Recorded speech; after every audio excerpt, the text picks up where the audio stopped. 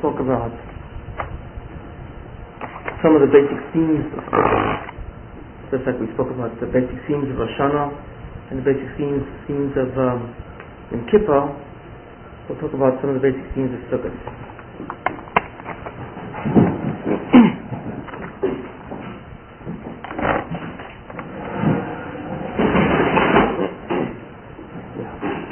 Well, I think you all have some idea of what's involved in the Chag of Sukkot. And what's involved is really two basic mitzvahs. The mitzvah of the Sukkah and the mitzvah of the Daled Minim, the Lulav and Etrog, and so on. And just let's briefly discuss these two different mitzvahs to get an idea of what's done, and then we'll go into some of the inner meanings of it. First basic mitzvah of Sukkot, which is a very unusual type of mitzvah, is the mitzvah of the Daled Minim of 4 species. And the mitzvah of the 4 species involves the Lulav, the Etrog, the Hadassim, and the Arovas. And I think everyone has seen these things. I can assume that. Yeah? Okay. And what it is that these 4 are put together. The Lulav and the Hadassim and Arovas are connected together, they're bound together. And the Etrog is taken in one hand, and the Lulav with its other 2 species bound to it is taken in the other. And the Bracha is set on it. And then there's a Nanuim, there's a certain waving motion that's made with them. And there are various different discussions about what the halachas of these waving motions are. But essentially, the waving motions are done in 6 different directions: north, south, east, west, up, down. And there's discussions of which directions have priority over other directions and the actual sequence of that. But these are called na'nuim, or the motions of these 4 Daled Minim, the 4 species. And the question that we have to ask, and which I really like to deal with, is what are we doing with this? Why do we wave these 4 species, and what are we going to accomplish with it? It's an unusual mitzvah, very unusual mitzvah, and the question would be, what can such a almost apparent, trivial physical activity really do? Even like tefillin, it has certain polishes to it, the mezuzah and so on. You see other things. We can have an idea of the other one's kashrus and so on.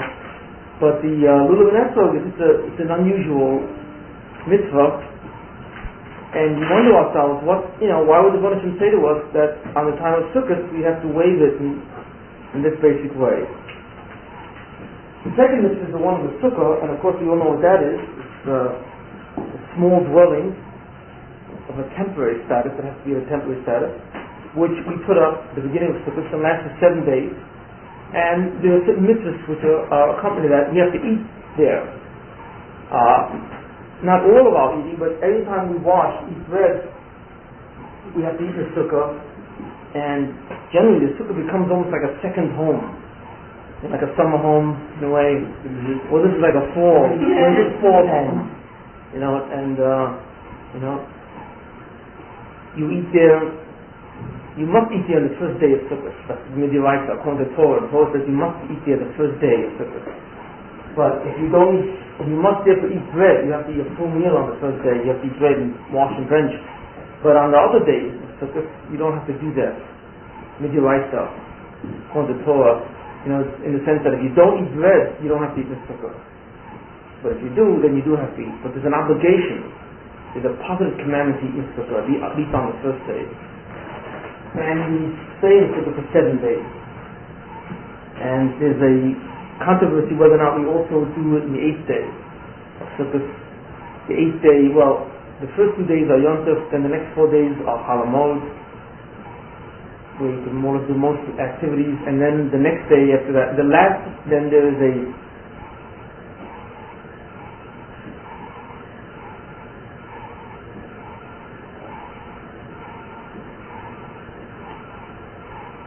There is a 6th day Hoshana Rabbah, which is a very, very critical day, and that day in the morning we have the Hoshanas, which are 5 arobas, the willow tree, and we bind them together, and in the morning we bang them against the ground 5 times.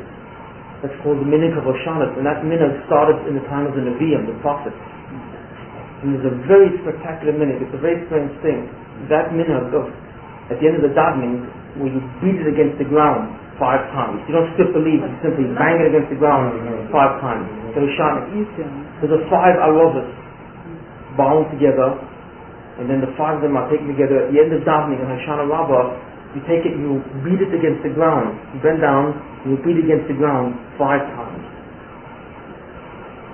And that's a minhag which was started by the Nevi'im, and it is not a halach in Torah, it's a custom that was started by the Nevi'im. But that minhag is so powerful in terms of spiritual accomplishments that the reason why Rosh Hashanah comes out when it does is that if Rosh Hashanah came out, Rosh Hashanah can come out certain days of the week. And the reason why Rosh Hashanah can only come out certain days of the week and not others is because if it came out others, then Hoshana Rabbah would be on Shabbos. And if Hoshana Rabbah were on Shabbos, then you couldn't do the Hoshanas. So therefore, it's incredible, the calendar was based in such a way where Rosh Hashanah should not come out to place Hoshana Rabbah on a Shabbos, which is extraordinary, because the sages were so acutely aware of the function of those Hoshanas and what they do. And the day itself is called Hoshana Rabbah, the great Hoshana. Hoshana means salvation from Yeshua, and that beating of the, I'm not going to go into that maybe next time, but that beating of the Hoshanas, those 5 times, has an enormously powerful effect to break the klippos, to break the kitugim against the Jews and usher in the Messianic period. That's something. It literally breaks these things. It has an ability to break and to break those klippos and so on. So there was a very, very critical thing, and it actually had affected the calendar. But we still say the Sukkah on Hoshana Rabbah, and then the next day is another Yom Tov. The next 2 days are Yom Tov, and that's of course the Shmini Atzeret, which is the 8th day. Shmini Atzeret means the 8th day of congregation, and the 9th day is Simchas Torah. Now, the 9th day is really it has no real significance. Only later on they make it significant to Simchas Torah. Because the 9th day only exists because of the 8th day. And I don't know what the structure of... so the concept of Simchas Torah only came much later on. The 9th day of Sukkot, which is the Yom Tov, was always considered part of Shmini Atzeret. And later on, they made it into the custom of Simchas Torah. And Shmini Atzeret also, there's a question whether or not Shmini Atzeret, which is the last 2 days of Yom Tov, belong to Sukkot or not, or it's considered a completely separate holiday. And because of that, there's a question whether or not you eat the Sukkah on Shmini Atzeret. And that also has to do with certain customs. The Hasidim and the Misnadim do different things. The Hasidim, everyone eats in what it is that the Hasidim will come back. So will come back the 9th day in the morning. They'll still eat there. Hasidim will still eat on the Shmini Atzeret and so on. And it's just different. Some hold yes, some will not. So it's a whole different thing. But the point is here that we're dealing with the concept of Sukkah that has to go on for 7 days. And what you do in the Sukkah, you eat in the Sukkah, and there's a mitzvah also to sleep in the Sukkah. And although most people do not sleep in it because it's not an easy thing, but it is a specific mitzvah to sleep in the Sukkah. And you learn in the Sukkah. So in other words, the mitzvah of Sukkah is to dwell there for 7 days as a second day home. And those things that you would normally do in your own house, you do in the Sukkah. You see. So the question is, what is the function of a Sukkah? I mean, it's again an instant mitzvah, and when you do this, and that's an unusual thing. I mean, it's so different. The lulav and esrog and the Sukkah, it's something that seems to be different from many, many other mitzvahs. So the question is, why does the Bible say that we should be in the Sukkah for 7 days? Now, the Torah calls the Sukkah If you look at Shemon Esrei, the Chachamim call Sukkos Zman Simchasenu. Shavuos is Zman Torasenu, the time when we are given the Torah. Pesach is Zman Chayusenu, the time when we were freed. And Sukkos is called Zman Simchasenu, the time of happiness. And the question is, which is an unusual thing, which shows us that Sukkot in some way connected with very profound states of joy. And it is not the fact that Sukkot necessarily comes after Yom Kippur, which is a tough time, and here you don't have to go through the regimen of Yom Kippur. It's much more than that. But essentially, we would like to understand why Sukkot is also called Zman Simchasenu. What does that mean? The day of rejoicing.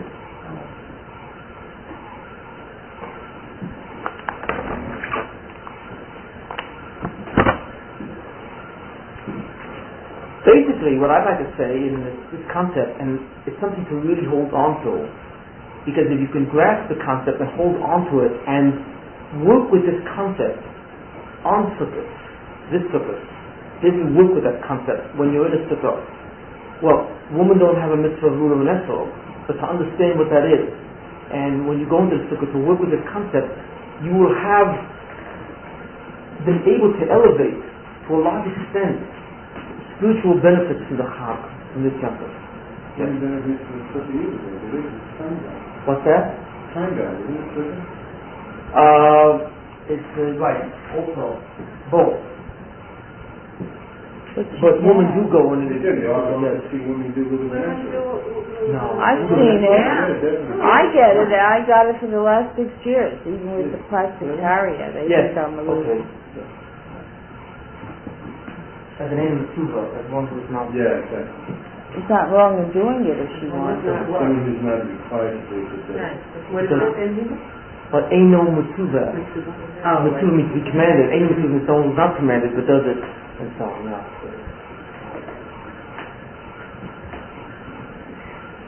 The truth of the matter is that Sukkot parallels, to a large extent, what the Yemot Mashiach will look like. And in certain ways, Sukkot is a holiday which replicates that time. And when you look at the two mitzvahs of the lulav and esrog and the sukkah, one refers to a process and the other one refers to a product.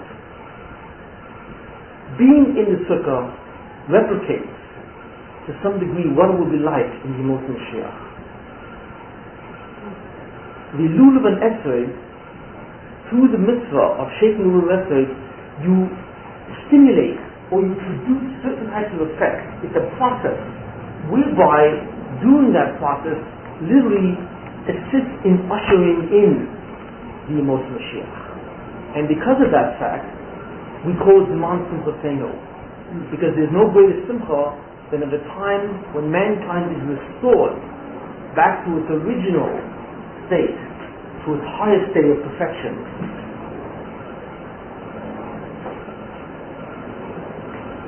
How does that work? If you notice by benching it says, by Sukkot you say,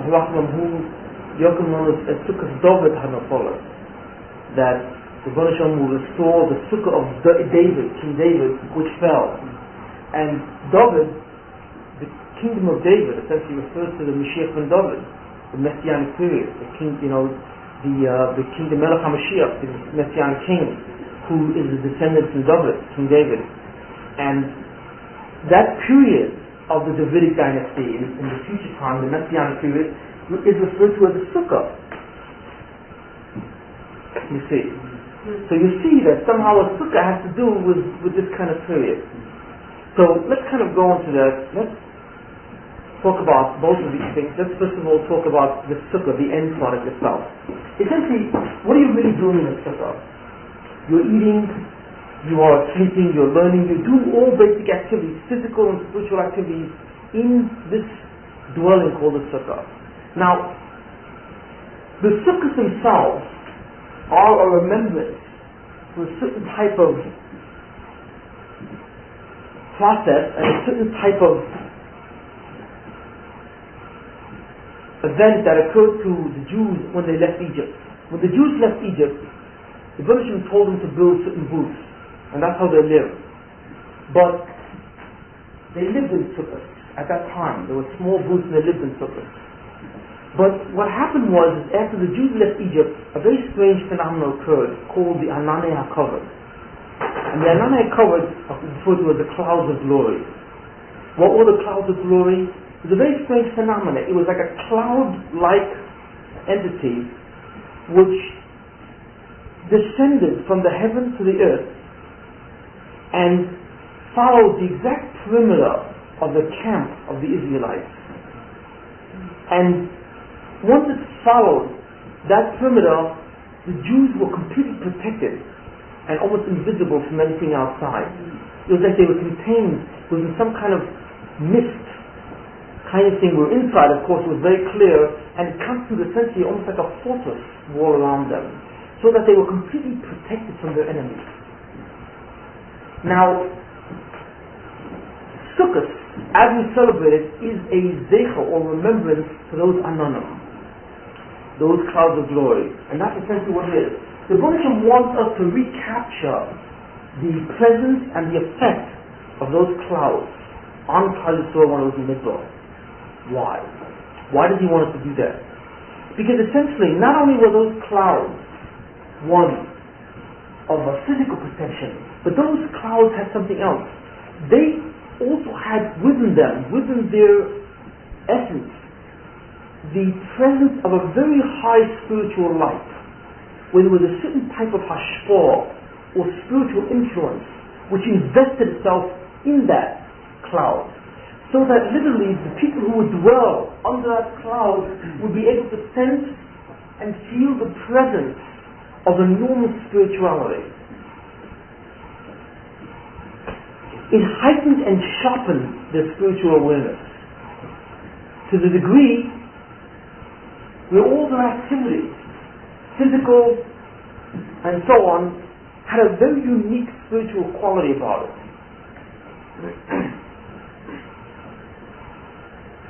The cloud made the Jews into an entirely different nation. Because what it did was, it set Israel apart from all the goyim, all the nations of the world. Because it created, so to speak, almost like an artificial environment, or a simulated environment, where you would have, whereas in all the nations of the world, you would simply have the culture and the environment of those people, and a certain awareness of whatever level of truth that they had. With the Jews, what you had was their own portable atmosphere, so to speak. And in that portable atmosphere was contained the presence of the Shekhinah, so that there would be a constant awareness of very powerful spirituality. Now that's like a very strange thing, to have like a portable atmosphere. And in that atmosphere, it would elevate them to the activities that they were able to do in a whole different way. It would make a Jew really be a Jew. It would elevate his neshama to the point when he had a clear perception and the ecstasy which follows from an understanding of what God is about and what His world is really like. The memory of that state of Jews, which once was, is again repeated with the Sukkah. Because fundamentally, that's what the Sukkah is really intended to be. But it's not a gift, the Sukkah. Sukkah is an obligation. So the Buddhism says the following, is that if you build yourself an artificial environment, a simulated environment, and in that environment, you raise yourself to a higher level so that you consecrate this specific environment, the Sukkah, to a level where your activities are in the name of, for the fulfillment of the mitzvah, in the name of God, and you eat and you drink and you participate and sleep in all basic activities in the Sukkah with a certain God consciousness, which you normally don't do in your house. But if you relegate a specific place for that, a specific artificial environment, and in a certain sense you tend to say, the truth is all year round, all year long, what I'm involved in is like mundane activities, physical activities and so on. But once a year what I'm going to do is create an artificial environment which is different. And in that particular environment I'm going to have a different awareness or a different consciousness about what I'm about and what my relationship to the Rebbeinu Shalom is and what is going to ultimately be. By participating in that kind of activity, you influence and you arouse, in a sense, the forces and powers up there which will eventually bring down that environment. And that environment, when it's brought down, will be the Messianic period, you see. So in other words, by, in a sense, replicating that environment through actual service, by doing it and being conscious of it and being aware of what that is. See, the big problem is, and this is something which is very important in the observation of the mitzvah, it will mean a completely qualitatively different way that you would approach Sukkot. If you simply look at Sukkah as another mitzvah, it's another Yom Tov, you know. You go in, you eat, you know, you have a meal, whatever the story is, you have guests, or you have people, you talk and this and that, and you simply say, well, it's like a Yom Tov, but it's the same thing like Shavuot. You see, Sukkot is like Shavuot, or it's like Pesach, except on Pesach you have a Seder, and Sukkot you have a Sukkah, but essentially it's all really the same thing, you see, except that in Sukkot you have the interesting concept of a Sukkah, like a little temporary little dwelling. Cute. You know? You see. But if you think of Sukkot as another Yom Tov, with simply another interesting concept in which to observe, you're missing the entire point. The point of Sukkot, and this is the essence, the point of it is that you have to realize that what you're essentially saying is that you see that house right now in this time when I live in that house, I live in that apartment or whatever, and that's my real abode. And this Sukkah is only a temporary abode, but that's only because of the state of the world. But the truth of the matter is, it's the Sukkah which is the permanent abode, and it's the apartment which is the temporary abode. That's what you see. Why? Because the Sukkah is the abode which we will all have unto all eternity. You see. Why? Because it's an abode which is only, at this point, it's only a physical thing, but it's an abode where my mind and my understanding is concentrated on trying to establish some kind of deep relationship with the Rebbeinu Shalom. And that only in this type of existence, or in this type of presence, can you really say that you're dwelling somewhere. That's what it means to exist. That's what it means to dwell, to live somewhere. To live somewhere is to really exist with a connection to a spiritual presence. That's what it really means to be. That's what it means to live somewhere. To live somewhere means to activate your neshama, to be totally aware of its surrounding. And that's what a sukkah is. And by going into the sukkah and leaving the house, you're saying is that even though a sukkah is not the Ananai covered, it's not the clouds of glory that Klal Yisrael once had, but it's a replication of that. Am I sitting in that kind of thing and obeying this and being aware of what this sukkah is? That when I go into the sukkah, I'm really going to a place, rather, it's not a place, I don't intend to live in the sukkah, but I'm going into a status which should be a permanent status. You see. And I'm leaving my other house or the apartment for this particular point in time, but not that I'm leaving it, but I'm rather ascending from that status to a different status. I'm being moved down, you see. I'm being separated or divided from a lower status. To go from a house to a sukkah is to ascend into a different level of mind or a different level of awareness, you see. And then when you have that in your conscious mind and you understand that, you see, and you understand that, what you're saying to the Rebbeinu Shalom is that right now, this is a temporary abode. I have no choice. You see, because that's what the world is all about. It's the good, it's the physicality which owns the world, and spirituality is very, very small. It's a very extremely small presence. But you're saying to yourself that I don't want it to be that way, because the real status is the status of Sukkot. You see, and that's what it is. And that, when you say to the Rebbeinu Shalom, that's what it is. And I want the Ananai covered. I feel bad that state of Jews at that time is no longer here. And I want to bring that back.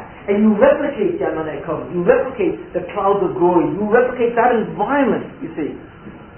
For those 7 days, essentially what you're saying to the Rebbeinu Shalom is, bring it back.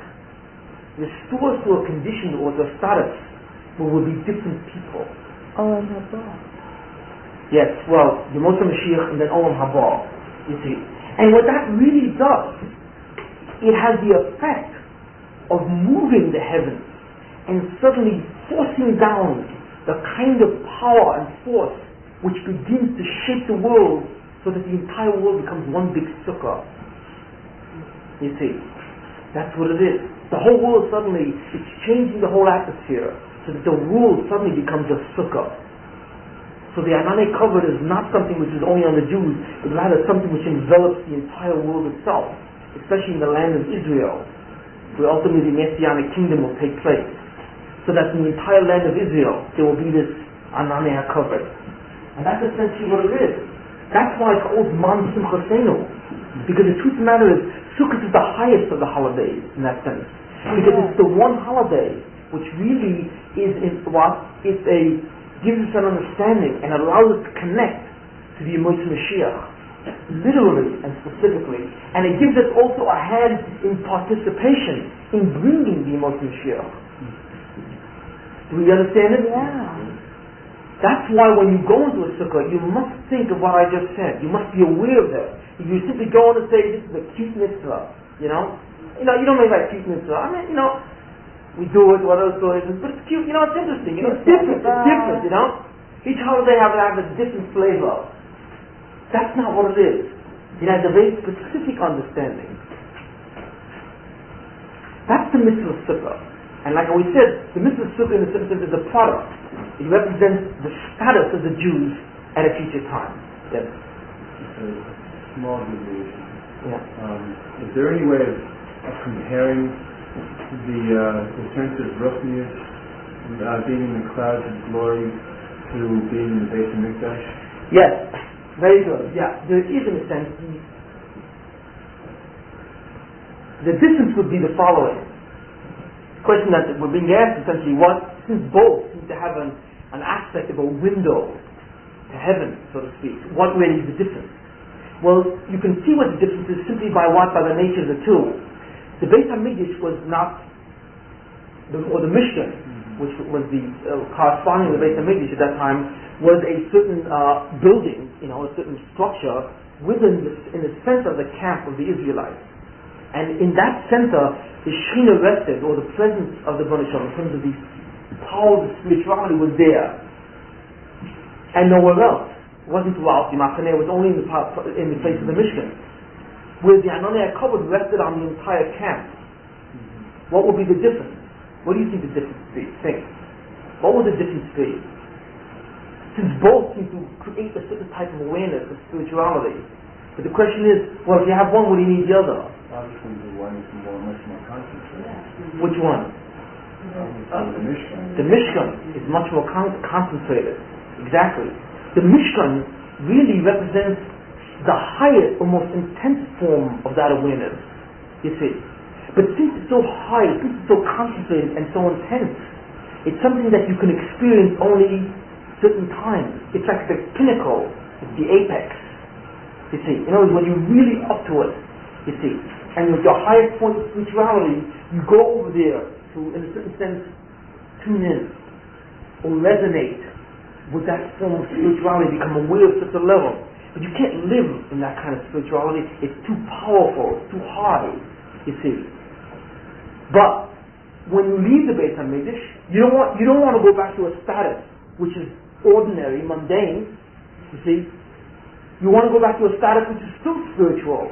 And that's the Ananei HaKavod. Because the Ananei HaKavod, the clouds of glory, represents, in a sense, an atmospheric situation. So therefore, basically, it gave of its awe, of its light, to all the Jews all the time. So you're talking about a permanent status. You see what I'm saying? So you see there was a difference in the two. And they each had its different function. The Ananei HaKavod represents a state of being. A state of constant, permanent being. Whereas the Mishkan represents simply a state of climactic being, or a person who has reached the highest, you see. Now, Moshe Rabbeinu was a person who can live in the Beis Hamikdash. Basically, I mean, that's how big he was in the mission, because he was a climactic person. If you want to call what Moshe was. Moshe was like a climactic person, in a sense. He was the pinnacle. So therefore, for him, it was like, at all practical purposes, he was there all the time. And when he used to have his prophecies, he used to go to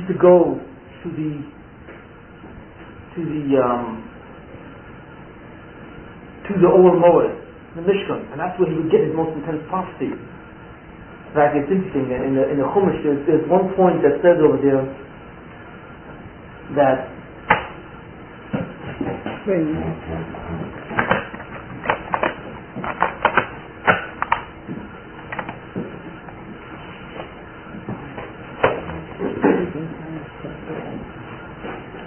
there's one point that says over there, very interesting enough, is that Moshe went towards the Old Moed because the Banishim wanted to communicate with him, and everyone else had to stay behind.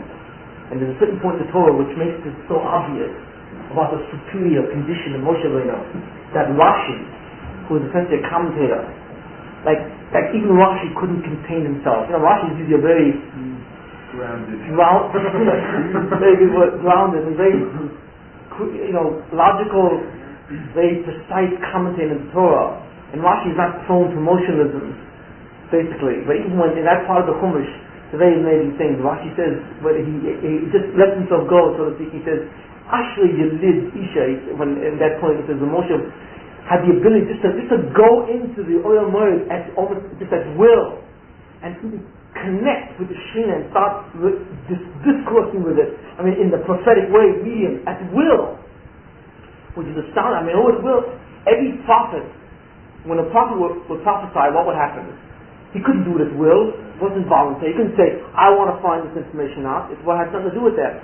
He would have to wait till the Banishim decided to, in some way, relate with him, communicate with him. And even then, once it happened, what happened to the person? The communication as it came down was so powerful that the person fell asleep. He was fully, he wasn't full asleep, but he went into a deep sleep. It was like a stupor almost like a trance. It's like a trance-like state. Because what it was is that the prophetic state was very unusual. The prophetic state was a state where the neshama was suddenly able to open its eyes as a neshama, and look. I mean, it's astounding, you know. In the guf, I mean, you can only do that after death, when the neshama is really out of the guf, or if you're in a guf, in the olam haba, when the guf lost physicality. But for the neshama to suddenly open its eyes and see while you're in the guf is an astounding experience. An astounding experience, which you all will have someday when the Mashiach appears. You know? So what happens? Everyone will have that. So what the point was is that when a Navi would therefore relate to this, what would happen is that his eyes would suddenly open and his body couldn't tolerate that. It was impossible. Because what was coming in was so awesome in its presence and its power, is that the body couldn't think, so the body literally went into a trance or a stupor of some sort, and then the imagination of the prophet suddenly began to see all kinds of figures and images in his mind. You know, like if you close your eyes, you can all see me, right? It's like a little movie inside your head, right? In a sense, it's the imaginative faculty. Well, basically, that used to be the faculty which used to be stimulated and influenced by the prophetic koiches, powers, and he would begin to see all kinds of interesting shapes, you see, and figures and so on, like when Yaakov saw the angels going up and down the ladder, and Yechezkel saw a chariot with the face of a person and a lion, he would see this head, suddenly he would see this in his mind. And he didn't conjure it up in your imagination. You can all close your eye and conjure me up in your imagination, you see, and see it. It's a visual representation on memory, you see. But if you close your mind, you're not going to see something that you have will there. But imagine suddenly closing your mind and suddenly having an entire sequence of pictures going into your head beyond your control, you see. That's what a prophet is. He sees these things, and he also understands what he's seeing, you see. And this is the thing with all prophets. With Moshe was different because Moshe Rabbeinu, because of his level of neshama, was able to at will start this conversation the other way and ask the Banishim for an answer, and then the Banishim would suddenly activate his intellect while he was awake. So it says that while he was awake, so it was like a double sight at the same time. There's a physical sight And then there's a spiritual sight. There's an incredible thing, but probably what happened is that the spiritual sight was so unbelievable that he probably didn't see what he was seeing anymore, even though his eyes were open. Probably the physical image just faded out because all he saw was what he saw in spirituality. But he didn't have to go to sleep. He was awake completely. So when he went to all those, even Rashi says, like, actually, happy is this man who was born of a woman, who has reached such an astounding level of such incredible contact with the highest forces and powers of spirituality, you see. But that was the Mishkan, and that was the Ananei covered. And the difference was obviously one was essentially constituted an intense, climactic experience, you see, where you were given like a one-shot view, you see, into the heavens in a sense, or into that presence. And the Ananei covered was a permanent status, where you were always elevated up to a certain level, and this became the essential modus vivendi of your life. This is where you were operating on. You were operating on the plane called the Ananei covered. You were on that plane by virtue of just being in Am Yisrael. Yes, just by being Jewish. Not by being Kohanim or Moses. No, everyone was on that status. No, right. Just if you but that's not changing. In the Messianic period, every Jew will be on that state. Right. With Eve, in the Messianic period, by definition. Yeah, it's very hard to imagine, but in the Messianic period, every Jew will be prophet. An extraordinary prophet, automatically, without work, without effort. Children will, they will receive automatically. Yeah, it's an amazing thing. Spiritual eye will open up. Yes, How is completely. it possible that the woman does not have this mitzvah of Sukkos when the woman, because of the woman very fairly fine and the woman was there with the mama house night. Right. So this is so important, and obviously women can bring down a lot of The question you're asking, which is a very good one, essentially is really has to do with the role of woman and the relationship of woman to the mitzvah. The Torah says that all women are obligated to keep all the 365 negative prohibitions. But the only positive commandments, the only specific mitzvahs that have to do, are those that have nothing to do with specific crimes. You see. Except for, that's a negative, because it's a law. You see. Yeah. So for example, a woman doesn't have to put on tefillin because tefillin is a required mitzvah that's associated with a certain time frame. If it's associated with a time frame, then a woman doesn't have to do it. There are certain exceptions to that, but essentially that's what it is. Any mitzvah which is associated with a certain time frame, a woman doesn't have to do. Now, the reason for that has to do with the whole relationship between a man and a woman, and in terms of what they both do for the perfection of the world. To a large extent, and it's a whole other subject, but essentially what it means is that a great deal of a woman's tikkun or elevation is done through herself, but a lot of it also is done through her husband. In other words, when her husband does the mitzvah of Sukkah, and he does that she shares in that. That's where she really derives. Because what the Baruch Shem did was, in this particular case, is that the Baruch Shem made the man the conduit to certain type of hashpos towards the woman. Now that doesn't mean that the woman is inferior to the man, you see, except that the structure of that is like that. Because since the woman has to bring up children, and she has to be a mother, the Baruch Shem set a whole different framework with her, so that the man would concentrate on the spiritual elevation of the family, and the woman, in terms of the relationship between, let's say, that family and God, and the woman would concentrate on the family itself, on the children, raising them up in the ways of the Baruch Shem, and the household itself, you see. But Hannah, it wasn't like that. No. Now you're going into a whole new area. You got to root for the women. I mean. But I got a whole. But I want to get to Lulav and Esther. But okay. The fact that women are not connected directly to Sukkos or Lulav and Esther doesn't mean that they have in no way a connection to that status. It doesn't mean that at all, except they derive that in a different way. They derive it in different means. And it has a lot to do, like I say, with their relationship with their husband. Well, that's why it's very important, that's why it's a very, very big consideration that a woman who she marries, you see. Right. Because a lot of it has to do, or how she influences her husband in terms of Sukkos. A lot of it has to do that. And women don't understand that. If women understood that when they emphasize that their husband should go out and bring home as much money as possible, and they frown upon the husbands going for a Beis Medrash or going for a shiur or whatever the situation is, if they would realize that it is literally suicidal, you see, they would be shocked at what they're doing, you see.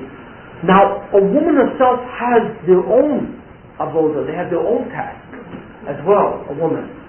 Now, what it is, but it's a different role because of their nature and because of the specific things they have to do in physical reality, the fact that they're mothers and the fact that they're wives, and they have a central control over the household. The father does not, really. The one who really brings up the kid, the one who sees that the kids become Yerushalayim is the mother. That's really where it goes. The transmission of the essence of Judaism is from the mother. Basically, that's why what? That's why from the continuity of one generation to another, where Judaism is maintained, is really the mother, really.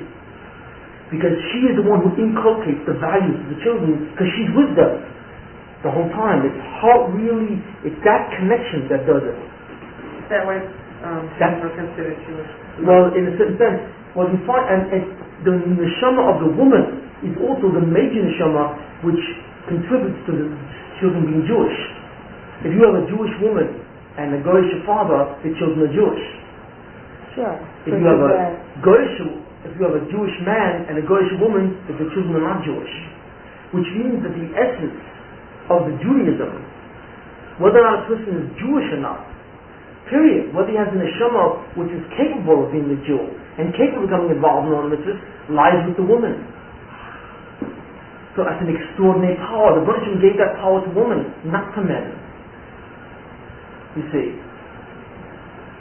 Except that what the Buddha did was by making mankind in such a way where there would exist a man and a woman in that fashion, and that the woman would be responsible or the essential processor of the family, children, so on. The Buddha therefore changed or deviated in certain ways from the way she relates to Ruchniya. And don't think that it's less, because in prophecy a woman can go higher than a man. Sounds funny. Sarah was greater than Avram in prophecy. She was higher than Avram. And Sarah, his wife. Why is that? Because part of the faculties that were given to women in which to process a family, in which to bring up a family, are faculties which have to do with experiential modes. It's the ability to sustain frustration, the ability to sustain hardship. A woman has that stronger than a man in many cases. Their thresholds of pain are higher and so on. And what you find psychologically this is oh, it's true. in general, the threshold of pain is higher. Oh, it is. Practice. No. What about if he doesn't have a husband? Same thing. What do you mean? If the woman, I don't have a husband. Who's going to sit in there? What do you mean if the woman is not married and her husband? Well, then. I knew I had to get into the sukkah, and I did my own esrog for the last 6 years with the lulav. Okay. I knew it intuitively, but because who's going to do it for me? It's a critical element. You see, but sure is. Wait. Hold on. Don't panic. You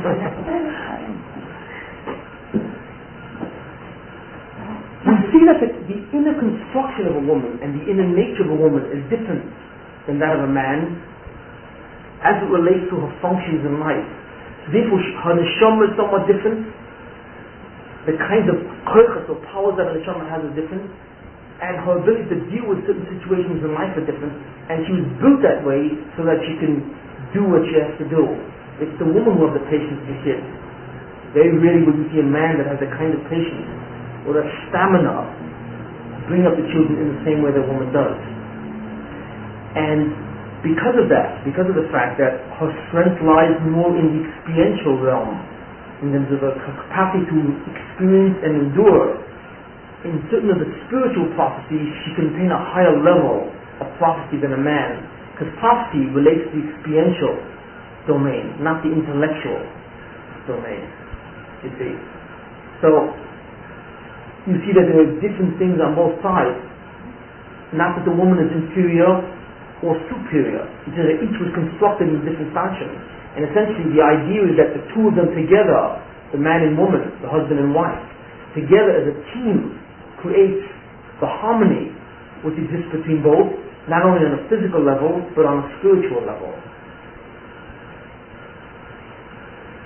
Powerhouse. So what about What's that? Together they are powerhouses. Together it's the power. Sorry. Just like there's certain things a man can do a woman cannot in the Torah, there's certain things a woman can do that the man cannot do.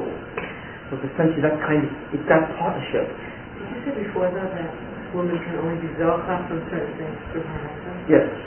So when Learning you Torah, for example. A woman is not obligated to learn Torah. She does. She elevates herself a great deal, but there are certain types of mitzvahs that she has to relate to with her husband. Well, wait, She's not married. yeah. Well, then what it is generally that what generally happens is, in that particular case, is that she will relate therefore to her parents, to her father, or to her community. That these kirchas will come and sing to a communal involvement, if not necessarily to the city, or to her father. Father's Really, it's the father, the initial one, your father, who really does that, and then later on it's the husband. What happens if the father's nectar? Well, that's what I'm saying. Then it becomes a situation of communal activity. So that if a woman in some way produces activity which assists Torah and assists Sukkos and many of these things, then she benefits from that. That's the convoy. So there are ways to connect in that. You mean in the shuls, they have Yeah, like the a shuls and kiddush the first all the day, things and connect to that, yeah. and she eats there and runs. What happens? In terms of that is in the men. Because they're the ones who have the mitzvah, so therefore they are the ones who have that power to really do it. When the women do it, they are able to allow certain kinds of, or stimulate certain kinds of processes. But they don't have the power, it's not given to them to do that. That the person didn't want to give them that, their power is to establish Israel. You know what I mean? It's a different power. If they didn't do their job of bringing up families and making sure that the next generation was from, you wouldn't have a Yemot Mashiach. You see. The women are the bedrock of Judaism as it is in the present and as it is for the next generation. Alright, so what about Okay. what about you want to do the Ezra? The one thing that, way back that you didn't get out of my question, was what I was really asking was more that the clouds of glory, you said just being inside of yourself, we described to us a while ago, walking into the base of Mikdash, you felt something, not going into the to walk into the base of Mikdash. Is that the contrast? That's the same thing? In contrast, because the Aaronic covenant was people on a different status here. You know, let's say the bottom level is here, you go always here, and suddenly, you know, the grass is going like this. When you walk the Mishnah, it suddenly goes like that. I'm just saying, that we went to the base of Mikdash contrast. The base of Mikdash, not the Mishnah. The Mishnah. You know about the Mishnah?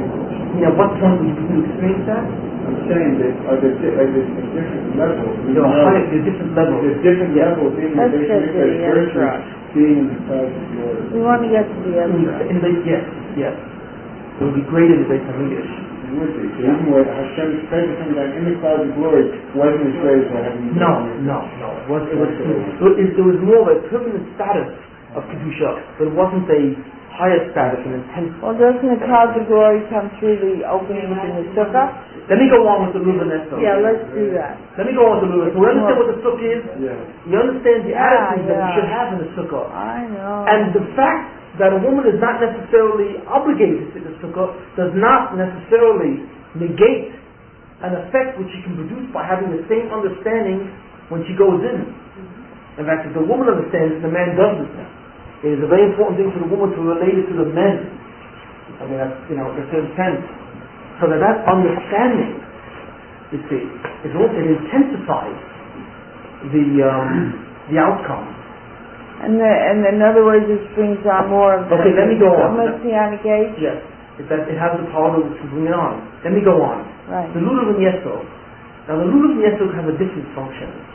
In a certain sense, the Lulav and Yesod it's an incredible function, what they have, but the activity of taking those four species and moving it in the direction, in the sixth direction, in essence, is what you're really doing is what it's doing. To describe it very simply, it's ripping out the Kedusha from all the prisons where that Kedusha is and collecting it into one spot. That's what it really does. You see, that movement, it's almost like a towing line in a certain sense. I can describe some kind of example, you see. It's like suddenly you've got a machine. Well, I can use it in science fiction. You have a common theme where you have some kind of alien, and the alien lives by absorbing all the energy of the various different things that have the misfortune to meet it. You ever see that theme? That's a common theme. Like it doesn't eat the thing, but some way it connects to it and just takes out all the molecular energy. Or sometimes they have this common science fiction theme. It just draws out, sucks up all the atomic energy, so the thing is totally denuded of any kind of internal energy. You know what I mean?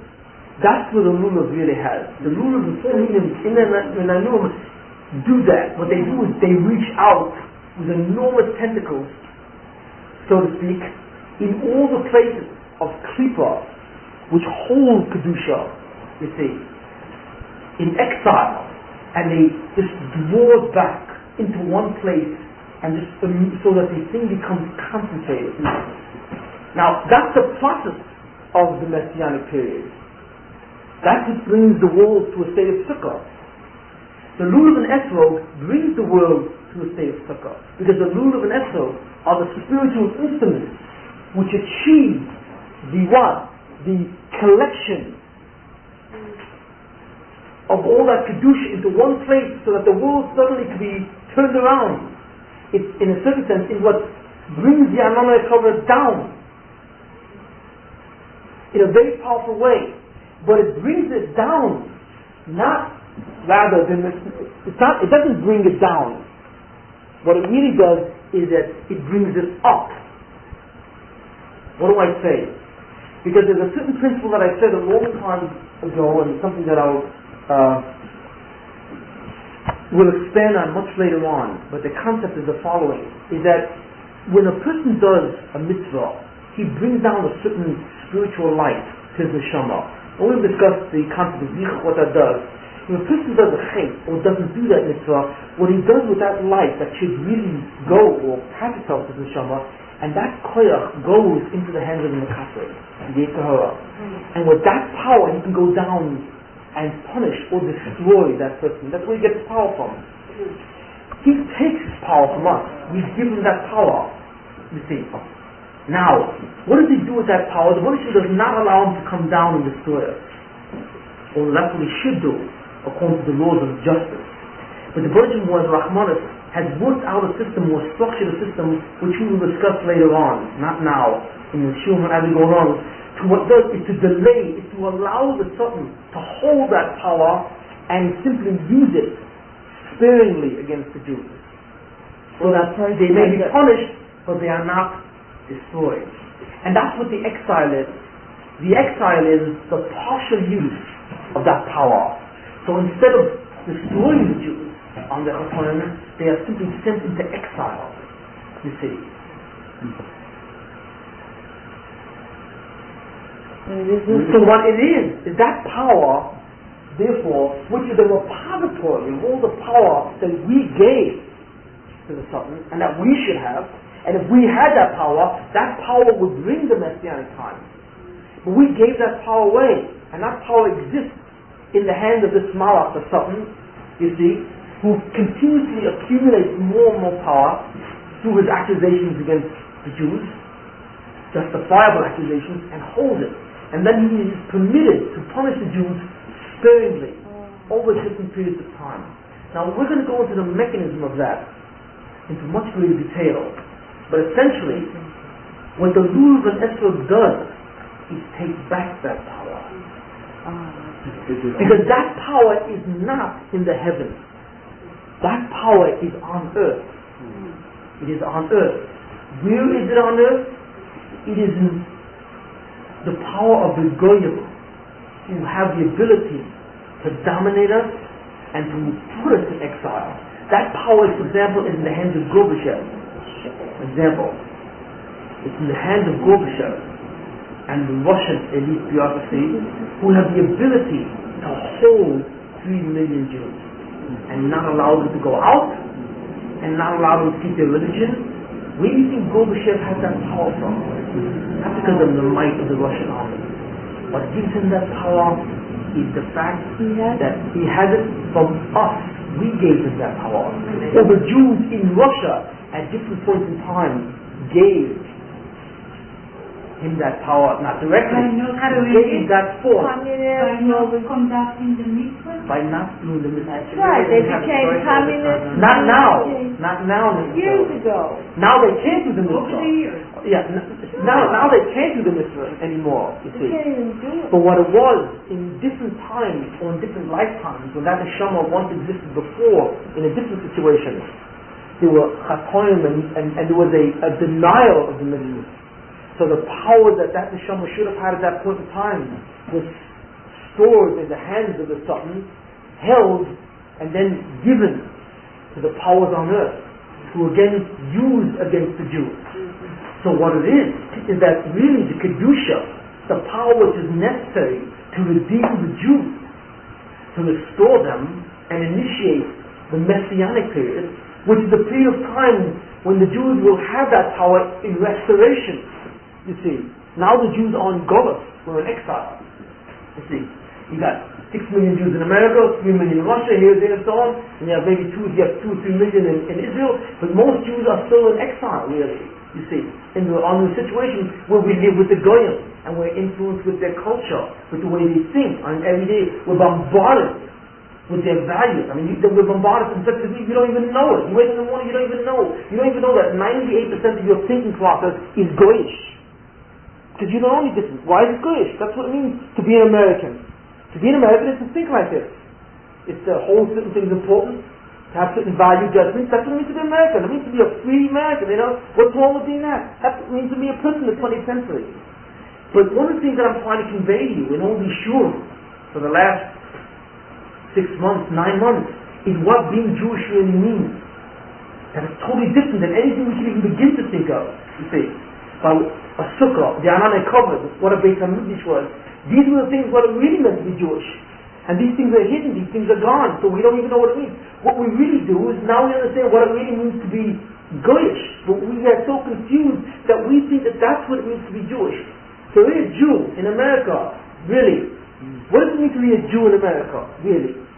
Very simply. It means to get up, to go to work, to be ambitious, to be hard-driving, to try and make as much money as you can, to be as successful as you can, to be as accomplished as possible, and then take that money and then do what?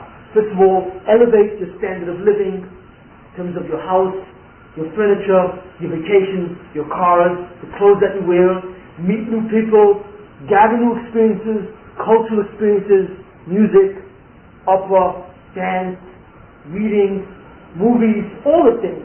And that in addition to go to shul, keep Yom Tovim, keep the Shabbos, keep kashrus, and so on. You see that's what it means to be Jewish. But you see what I've just described? That has nothing to do with being Jewish. It does. But that's what it means to be Jewish in a tremendous darkness of exile. But we don't even know that. Because 98% of our time is consumed with being an American guy, or just like an American guy. 2% of our time is being or conducting ourselves in a way which is different than an American guy, you see. But we don't see that. We see that the whole thing means to be an American Jew, you see.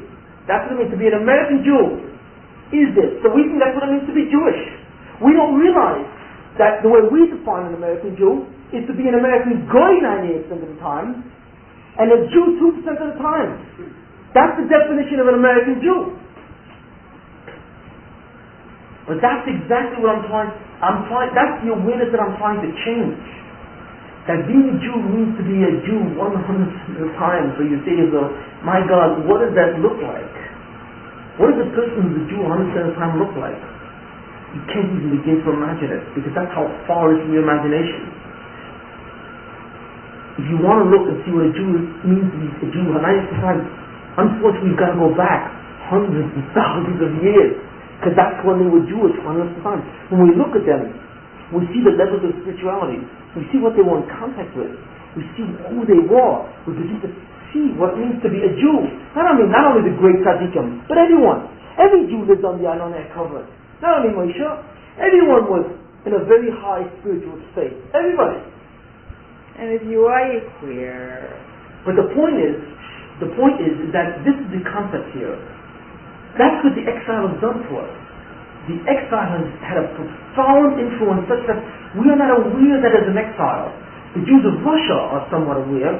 Why? Not because they think that it's really an exile. They're aware of it because they know that they lack the freedoms of America, you see. But to really understand what it means to be an exile is something which is hidden to most of us. The rule of an esrog is the antidote to the gullus. It's a very powerful antidote. The Bershom says, I'm going to give you. You all heard of the SDI, Strategic Defense Initiative, right? That's the Star Wars, right? What the Bershom said is, I'm going to give you a very special weapon. It is a Star Wars-like gun. Wait a minute.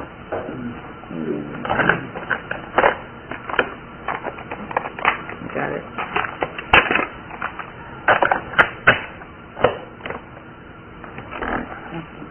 It is a Star Wars-like gun. And the Bershom says that gun will only be able to use 1 week of the year. All the other weeks that gun becomes inoperative. But I'm going to give you a cannon. Each Jew will have a cannon. And what you'll be able to do is you'll be able to point that cannon, you see, at the Klippas, at the Satan, and to the Umas Oila, and to the gun itself.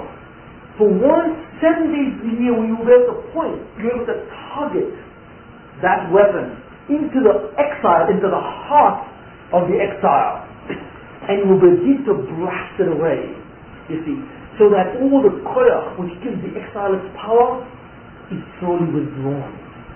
For how long? What's that? For how long? Only 7 days? 1 week. 7 days, no. For 7 days, that gun lasts. That weapon is potent for 7 days. And that's it. And that's all. But in those 7 days, it has an enormous effect that's invisible. And you can't see what effect it is. You have no idea what those 7 days did. And who knows how many Jews in Russia or how many Jews everywhere in the world who don't have the ability, who suffer from the yoke of Goyim, and therefore don't have the ability to do these things. So you don't really see. You don't see, unfortunately, your target is invisible. And since your target is invisible, you just shake the lulav and this and that. You know, it doesn't look like a gun. Right? Well, now it does. Tonight it does. But surely the extra or whatever it is that don't look, I mean, whatever the story is. But those what's that? Okay, we can imaginative over here, but Shimon, wait a minute. Please, let me finish. But the point is that the target is invisible, and since the target is invisible, the effect is invisible. But it has the ability of restoring the lost Kedusha to Klal Yisrael, and with that lost Kedusha to build the redemption, so that it makes the world into a big sukkah. You see the relationship between these two. That's why when you shake the root of an esrog, you should. The four meaning represent different. It's not just getting the general idea of the four meanings. Let's not get into the general concept. When you shake the Dalet Minim, when you move it, you must be aware that that Nanur literally forces the Kedusha to suddenly be absorbed from all corners of the world, all 4 corners of the world, or all 6 directions. all spatial dimensions, you see, and absorb it, you see, into a place where it restores itself to the Jews.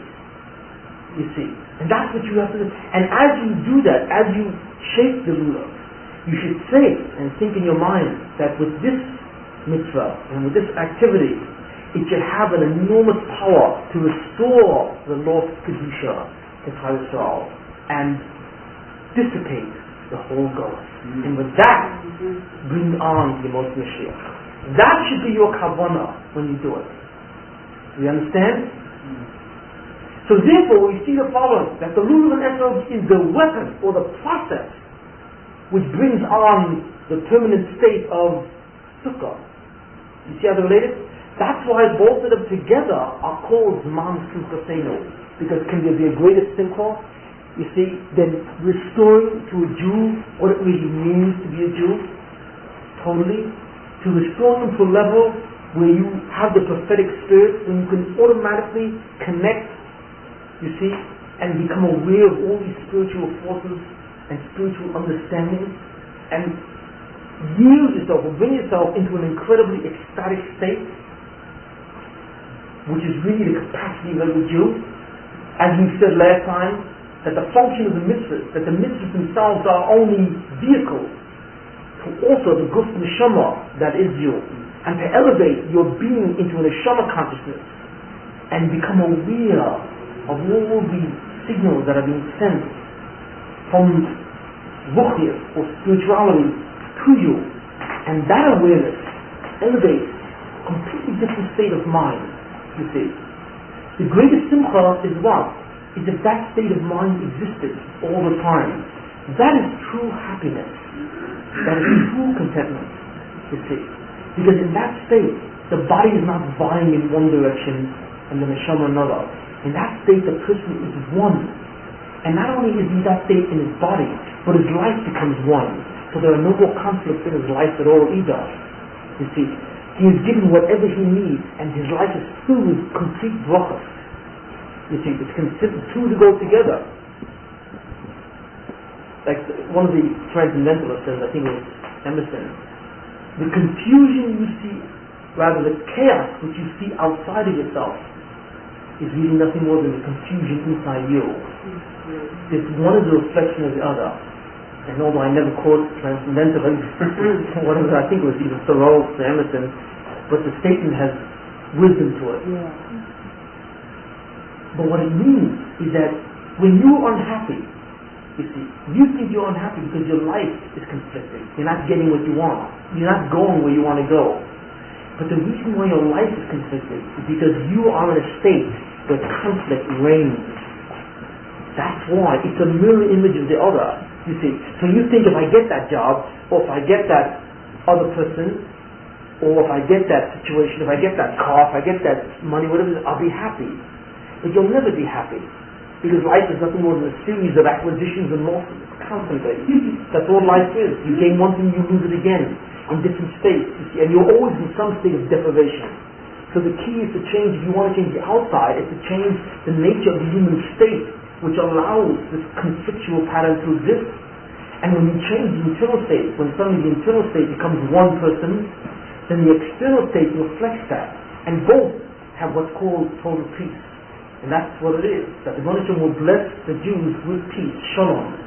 And peace can only come when? Not when you have two opposing sides that agree, but rather when you have only one will, and that the two sides merge into one being. That's true shalom. When there are no two sides, there's only one side. You see, that's the absence of all conflict, because that's the absence of multiplicity. And if there's an absence of multiplicity in your mind, and you don't have a group running one way and the shama running another, you will not find that in your outside reality. And that peace will only be truly reached in its real sense, you see, in the Messianic period, which is the time of the Sukkos of King David, you see. That's why it's called Zman Simchasenu, because that's true happiness, you see, real happiness. Every time I hear Sukkos, why do I think of Zecher Yetziat Mitzrayim? Because it's also, because it's So is it all like a metaphor also? No, Zecher Mitzrayim, that's the thing, Zecher Mitzrayim means that we are given the mitzvah of Sukkah as a remembrance of the Amonai covered, which was in the Jews when they left Egypt, you see.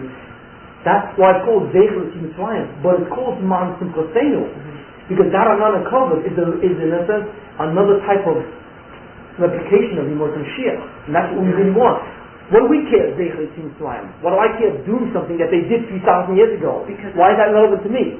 It's relevant to me because it's, in essence, if I can recapture that state on a primitive basis, I will solve for my own problems as well. Well, it's not what people need to do, like personal Yetziat Mitzrayim. In essence, exactly, that's the point. Yes? Your personal Geula. And that's what it is. Your Lulav is a weapon for that Geula, and your Sukkah is a state of that Geula. What does it do to the Yom Yeshua? She's reading him. Don't stop. Yes. So first, I just want to say, you just explained to me why I had seen the Baba of a Rebbe takes about a half hour to an hour just to do the Lulav. Yeah. You just stand there like it's such a long time in meditation going in each direction. So long. To just stand around. Because there's a lot going on there. Yeah, I know. Now I see why. So it's like a guy, for example, imagine, for example, a person who's having target practice with a gun, see? And the guy is the marksman. He takes the gun and he looks and he aims carefully and so on, and he's involved in entire process. He can't just quickly take the gun. But a person who's actually blindfolded and has no idea, he's just like, just shoot it, that's all. You know what the story is. He has no idea what he's shooting, what his targets are, what he's accomplishing. He has no idea. You see, the ones who do the mitzvah clearly are the marksmen. That's the equivalent of a marksman. You see. And the ones who don't are really amateurs, and the difference is in what you're aware of. If you're not aware of what you're doing, you really can't keep the mitzvah the way it should have been kept. And it's still a weapon, because if you shoot a gun, being unaware that it's a gun, it still produces a bullet. You can still kill somebody. But you will never do the effect that you would have done with the thing, you see. It's only an amazing story, but if I say, it's anything that a couple of weeks before Sukkot, they told me that years ago, the Rebbe I mentioned, it was among the last of the great tzaddikim, he used to constantly say to his Gabon, he says, no, when is Sukkot coming? We have to get ready for the Lulav Netzvah. And he used to constantly badger this, the Lulav Netzvah. Then finally when he got to the Lulav, they say he grabbed the Lulav and he was shaking it like that for 2 hours. And he had to go over and stop him. It's interesting, like to understand what is involved, what are you doing over there. It's like if I give you suddenly a weapon for 7 days, right? And in 7 days, I say to you, you can clear out all the Jews from Russia. You can do it. I will give you the weapon which is so superior that there is no weapon on earth which can counteract it. I'm giving you the ultimate weapon. But I'm going to only give it to you for 7 days. Wow. So you're sitting saying, it's the ultimate weapon in for 7 days. What are you going to do with it? So you say, I'm going with this weapon, and you have an invulnerable, while you have this weapon, it's an invulnerable thing, you cannot be hurt at the same time. So what are you going to do? What do you want to do? I'm going to go to Russia and I'm going to free all the Jews. But I only got 7 days. So what do? You get over to Russia quickly and you start gunning down as many Russians as you can, right? You go crazy for 7 days. At the same thing with the river stuff. You got 7 days with a weapon. You're just shaking it like this 2 hours. Whatever the story is. It's like if you realize what you have, you take this extraordinary advantage of it. Because in that time, you can do such incredible damage, you see, to the Satan who holds this Kedusha and is responsible for the whole government. You can only do it once a day? Yes, once a day. But as long as you want, you can do it. Well, you can do it for 3 hours if you want. Well, no, I wouldn't suggest that you did this 3 hours. Be the end of That's right. Practically right. So what I would suggest is just simply be aware of what you do when you do it. That's it. We're not on the madrega, like you to do what they do, or they are aware of what they do. We're not on that madrega. So be aware of at least what you do with the Levitic to the time that you do it. Aside from doing it on general level, what does it do to your own neshama? It raises the kedusha level of it. That's what it does. And the sukkah too? Of course. It's just on a whole cosmic level and also... Well, that's what we're talking about. We're talking about only a cosmic level. It brings back the Kedusha. That's what it brings back. Yes. If a woman does this, even though she's not obligated and she has awareness, does she have that power? Yes. She has the power to a certain extent, but not like a man, because she wasn't given mitzvah. The Baruch didn't, just like in essence, most armies do not allow a woman to function, and there are certain exceptions to that, because a woman is not a warrior. There are certain mitzvahs that the Baruch does not give women, because they do not have a certain, the Baruch does not involve them in certain types of spiritual prophecies. He involves them, or he makes them generals of other types of spiritual prophecies, which men have no koyach. You see? That's how you have to look at it. Now, you want to say, well, which spiritual process is best to be involved in? I got to be involved in that one, you know? That's not your choice. The Buddha made you what you were and gave you the ability to enforce incredible spiritual processes according to the way He created you. And you have certain unique things that you can do that no one else can do. No one else can do. Women can do certain things that men cannot do. And same thing with vice versa. That's what it is. So it's a foolish question of which one has the greater power or which one is not. It's foolish because there are different koyachos on both sides. What happens if the children get married? Wait. But if you do that, you do have a certain amount of power to do that. Because even an Ein Mitzvah has power. You know, even if you attend the sukkah and you do the lulav and you understand what you're doing, you will be able to affect certain changes just on that basis alone. You do have ability to affect. Definitely. There's no question about it. What about the meaning of each one of them? You don't want to go into that? No, I don't want to. Not now. So you were saying before that, like, you used the example of the Jews in Russia who, in earlier centuries or whatever, the people fell away from Yiddishkeit, and that was part of the giving over the power to the Russian Goyim to be able to hold the Jews in there. So when we do the mitzvah and we're pulling this power out of the Sukkos, am I only pulling out what I have? Or am I pulling someone else's power in also? No, you're pulling out yours and everyone else's together. And where is it going? It's coming back to Jews. Is there like a holding tank, or is it going into everything? It goes into the general. Well, I mean, without getting too specific, it goes to a general repository. It goes into what's called. What should I say? The cosmic neshama of all Jews. All Jews feed into one huge cosmic entity called the neshama of Klal Yisrael. Like not literally, but figuratively.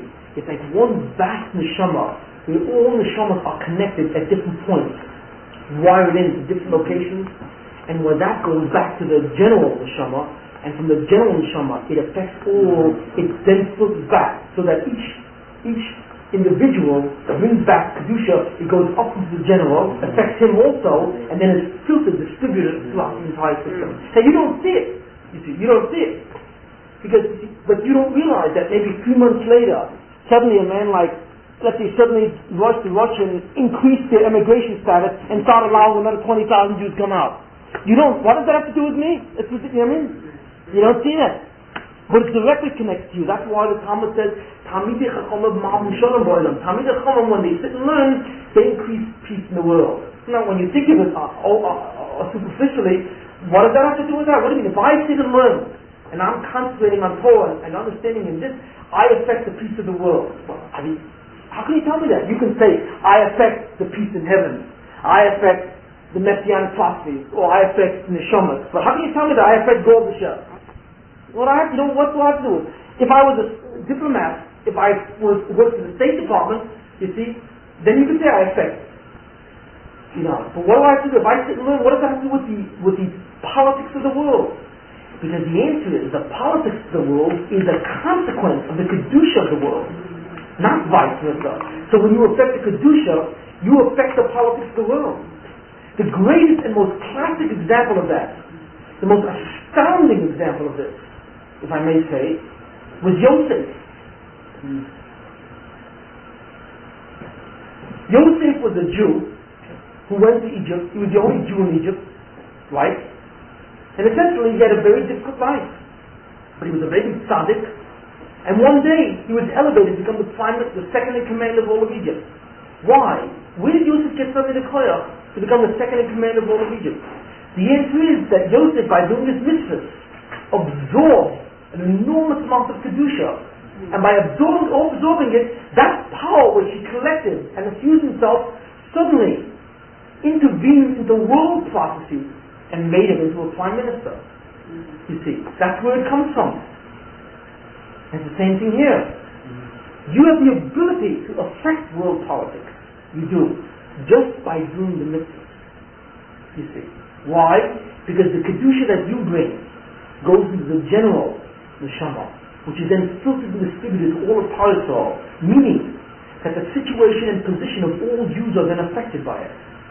If they're affected, how? Because the political atmosphere completely changes, alters. You see. And what it is Jews are allowed to elevate themselves and become more Jews, in the sense of acquiring more and more kedusha, and bringing that period of time when the Jews will reign in the world, and they will be the central peoples of the world, and not the Goyim. So that's what the rule of Nesek is. So here you have it. You have the basic ideas behind the Sukkah and behind the rule of Esther. And I can tell you that to do those two mitzvahs with this understanding, and to do it without this understanding, is literally to do the mitzvah in qualitatively two different levels.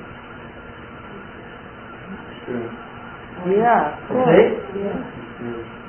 Okay. Can you have your brother? So like they say in the vernacular, go for it. Rabbi, if you don't have a husband, could you have your brother be